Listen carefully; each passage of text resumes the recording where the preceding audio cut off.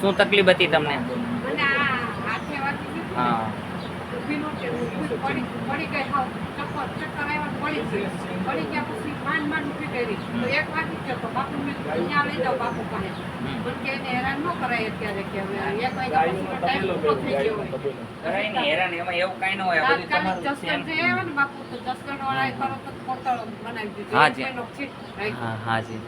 1 મહિના 23 તારીખે છોડાયું પાટો. તાત્કાલિક આવી ગયો તો અહીં ઘાયકા ફાયદો થઈ ગયા ને. અને આ હાથ છે ને હજી બાપુ આમ કેમ આમ સીધો આમ હાલો એ તો કરી દેશું, આમ વળતો નથી. કરી દેશું.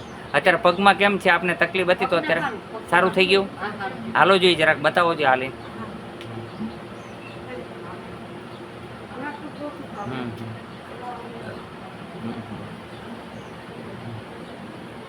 હમ તમે જોઈ શકો છો કે માતાજીને હાલવામાં બેસવામાં તકલીફ હતી, હાલી નહોતા શકતા, બેસવામાં પણ તકલીફ રહેતી હતી.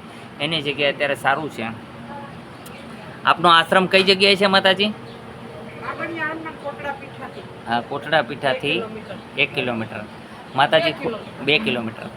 માતાજી સીતારામ સંપ્રદાયમાં છે, બહુ સેવાભાવી છે અને એને ઘણા પ્રસંગ હોય છે ત્યારે બધાને હિત કરવાનું શીખવાડે છે. પણ કર્મની સજા હર કોઈને ભોગવવી પડે છે, એમ એના પણ કર્મની કોઈ સજા હોય, જેને કારણે એમને પગની તકલીફ છે તો ભગવાન પાસે એવી પ્રાર્થના કરીએ કે એને સારું થઈ જાય. અને અત્યારે સારું છે અને કામ બહુ સારું છે. એમની સાથે બાપુ રહે છે, બાપુ પણ બહુ વ્યવસ્થિત છે. શું નામ છે આપનું?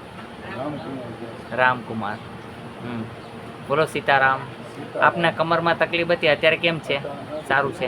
ડાયાબિટીસની મારી પાસે દવા લીધા પછી ડાયાબિટીસમાં કેટલો ફરક છે? અત્યારે ડાયાબિટીસ કંટ્રોલમાં છે. મેં કીધું એ પ્રમાણે કરે છે કે રોટલી ખાવાની ના પાડી છે એમને, જુવારનો રોટલો ખાવાનો કીધો છે. હા, જારનો રોટલો ખાય. અને મેં એમને કીધેલું કે બટેટા નહીં ખાવાના, અમુક વસ્તુ ન ખાજો તો 100% તમને ડાયાબિટીસમાં ફરક પડશે. તો અત્યારે ડાયાબિટીસમાં ઘણો બધો ફરક છે. તો પહેલાં કેટલી હતી આપને? 300. અત્યારે કેટલી છે?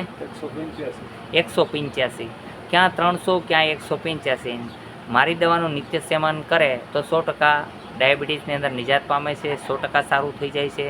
અહીંયા આવવા માટે આટકોટથી ગરણીથી થોરખાણ રોડ પર આદેશ આશ્રમ આવેલો છે. અહીંનો સમય સવારે 9 થી 12, સાંજે 4 થી 6 છે. બોલો જય હનુમાન, જય હનુમાન.